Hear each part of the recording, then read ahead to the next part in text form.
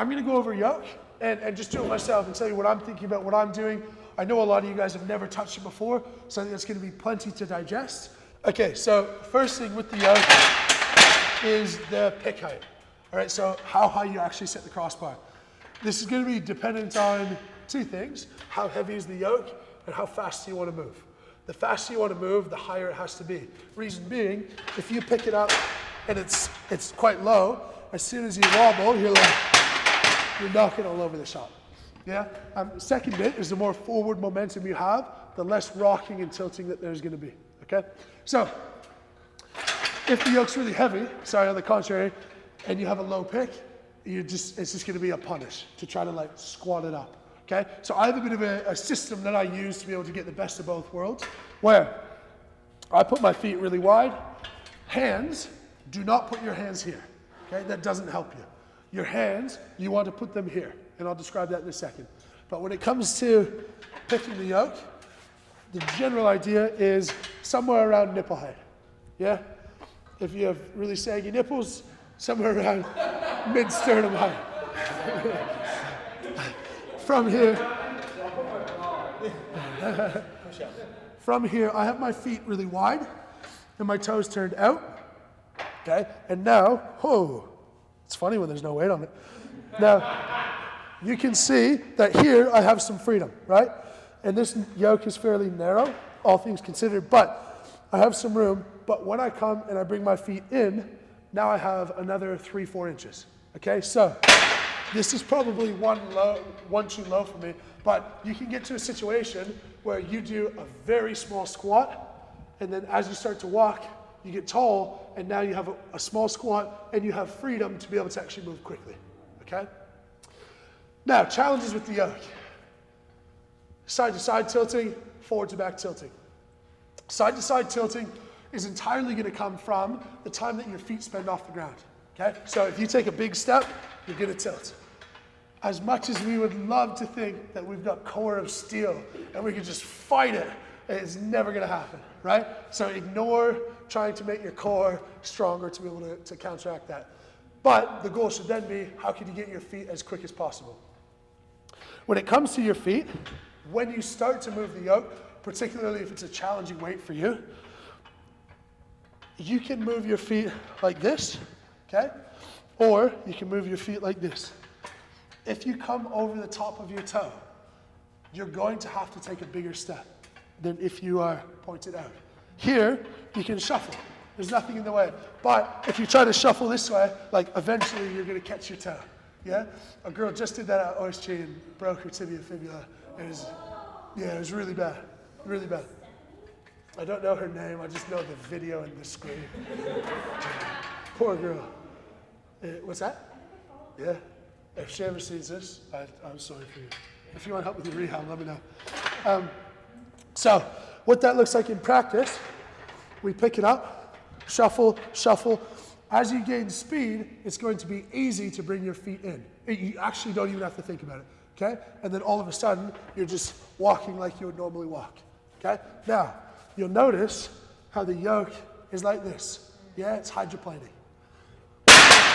The reason being, anytime you can create intentional inertia, you're taking away any unintentional inertia. Okay, so if you have your hands here, which I can't really even do thanks to mobility, but the yoke has the freedom. I didn't even try to do that. That's just what it does, right? If you can get your hands here, you push in and you lock in this way, it's going to be able to do that. Now, it's simply intention. When it's heavy, again, we're not Hercules. You're not going to be able to take your max yoke and drive that forward. It's going to be very small. But that very small bit will stop the yoke from tilting back and forth. Now we've eliminated one of the variables, okay? Now we talk about running. Where's our running girl? Yeah. This is my favorite event. Okay, so the number one programming consideration with this, well, two things. Neural fatigue is massive, okay? For reference, I can do about 700 kilos on this. I can deadlift, out of a suit, I can deadlift about 420 kilos, 430 kilos, right? So you're going like a 50% increase on the most heavy thing you do otherwise, right? So more than once a week is going to destroy you. The second thing is that all the muscles from here to here have so much work to do when you're doing the yoke, okay?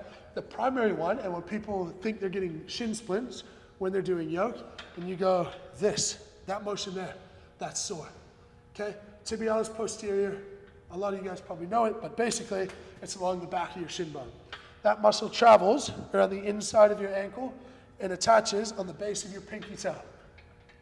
That muscle, if it's not strong, under a load like this, your foot then flattens out, that muscle gets stretched, and now you're trying to work that stretched muscle over time to the point where you can't yoke anymore because your shins are so sore.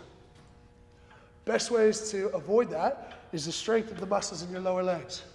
Best way to strengthen the muscles in your lower legs, running, yeah, sprinting, yeah, going for runs. So I attribute a lot of my success on this one to my marathon running, for sure. Now, if you're not someone who can run for whatever reason, you could do calf raises, but important bit, we're not talking calf raises like this, we're talking calf raises like this, okay? Because that muscle's pinky toe. That's where you want to go out. Where's our pro dancer? Yeah. So it's like here. Perfect technique. So generally speaking, for me, that's yoke. If you can, breathing doesn't happen when you do yoke. As soon as you breathe out, you're gonna, put it this way, you breathe out on the yoke, have fun trying to breathe back into your stomach. Never gonna happen. Yeah, if you watch any videos of me doing it, it's just my head goes from like tomato, red tomato to unripe purple tomato. It's just sort of how things go, right? If you're doing it for distances, okay, the only way that you can really breathe is like little like, but never like, it's gonna be a disaster. I promise. Okay, so wide feet, toes out, small pick. As you gain speed, feet will come in, you will start walking over the top of your toes. Hands drive into the yoke hydroplanes ever so slightly, okay? It's gonna create a lot of stability for you, and then from there, it's just keep moving your feet and don't stop moving, yeah? Your soul leaves your body when it's heavy. When it gets heavy, it's the most horrendous thing you'll ever feel, other than the fucking hook grip. You guys, I have 2 world records at the moment, both related to hook gripping walking stones. Stupidest event of all time, stupidest records, I don't want them.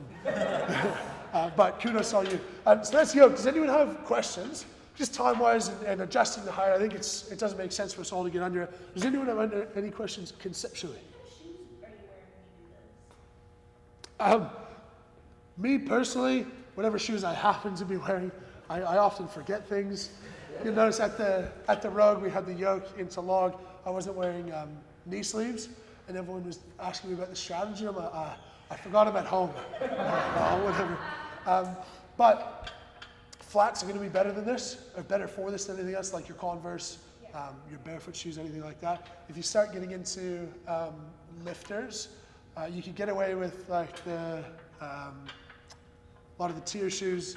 You get away with Metcons. You can get away with the Noble shoes, but if you start going into like their actual lifter lines, then you're too far up biomechanically. When we get here, we get pressure into the toes. We get too far forward, and you got to be really balanced. I just asked because I did it with running shoes and like my ankles were hurting. Running shoes? Yeah. Yeah, because it's so squishy. Yeah, so you're going to be all over the shop. Yeah. The only other thing is, if your upper back collapses here, you're done. Okay, it'll fall right away. So the yoke is in a high bar position. I didn't already say that, but high bar position, and from here you're always up. As soon as we look down, that happens, and you'll be crushed. Yeah. All right. Let's talk stone. When you just a quick, Yeah, when yeah. you're programming that, you just like if you're programming for somebody who's doing it for the first time, or you just start off light and just let them build how they move it and stuff over time. I would say short is more important than light. Yeah, because you can intentionally, you can have a lot of intention behind it for short distances, even if you're new. It's quite an intuitive thing to be doing. But once you start getting longer, when they have to start breathing, that's when it's not so good. Yeah, and then we return to, if there's someone who's experienced, they know their body, then you can program it fairly heavy for them. But since it's neural, it's not muscular, and shin splints are most often the worst thing that happen outside of back injuries.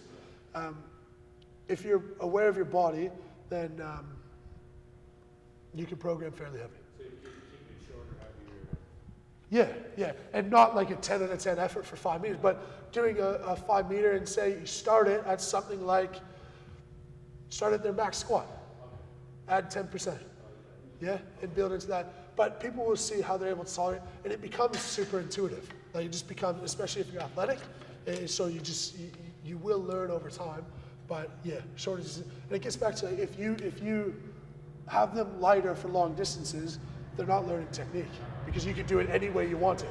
Yeah, that's right. But only once a week, nervous system wise, they'll be smoked.